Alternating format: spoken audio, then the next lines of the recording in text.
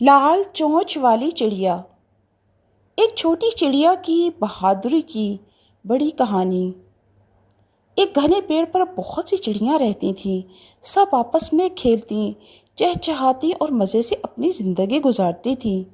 انہی میں ایک ننھی پیاری سی چڑیا تھی جس کی چونچ سب سے نرالی تھی، لال رنگ کی چمکتی ہوئی چونچ۔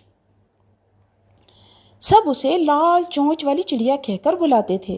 لال چونچ والی چڑیا بہت چپ رہتی تھی، نہ جھگڑتی نہ کسی کا مذاق اڑاتی، بس خاموشی سے اپنا دانہ چگتی، پانی پیتی اور سائے میں بیٹھ جاتی۔ کچھ چڑیاں اس کا مذاق اڑاتی، ارے لال چونچ، بات کیوں نہیں کرتی؟ کیا تم گونگی ہو؟ لیکن وہ ہنس کر ٹال دیتی۔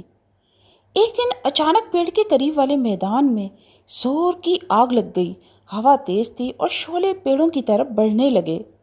سب چڑیاں چیخنے لگیں، بچاؤ بچاؤ!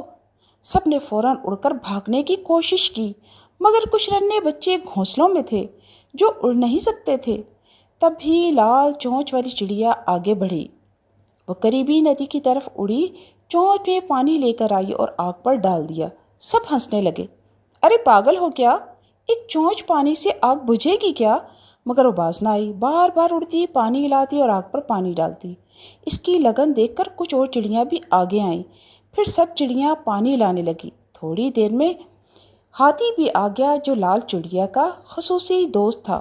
وہ اس کی مدد کو فوراً پہنچا اور اپنے سونڈ میں پانی بھر بھر کر آگ پہ ڈالتا رہا، اور تب تک لال چونچ والی چڑیا اور اس کے ساتھی بھی بہت سا کام کر چکے تھے۔